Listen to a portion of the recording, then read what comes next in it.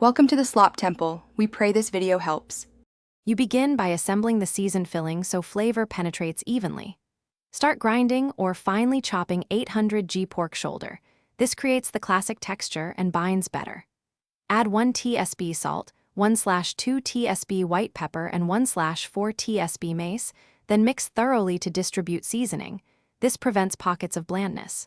Once done, fold in any optional cured pork for contrast and chill the filling. Make sure to prepare 6 g pork jelly or a strong stock that will later. You now make the hot water crust, which seals and supports the filling. Heat 150 g lard and 100 g butter with 200 ml water until melted. This allows the fat to coat flour particles so the crust becomes strong yet flaky. Stir in 450 g strong flour until a pliable dough forms, then let it cool just enough to handle. Too hot and it will steam the filling. Once cooled, roll and line your tin, leaving extra for a lid. Work quickly so the dough remains elastic and easy to shape.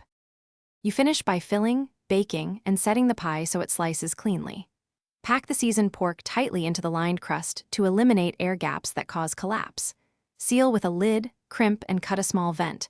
Once baked 35 to 45 minutes at 190 degrees C until golden, pour hot pork jelly through the vent to fill voids and cool the pie upright to set. If the filling weeps or collapses, make sure jelly is hot. Bake 10 minutes longer and reduce temperature by 10 degrees C to finish gently.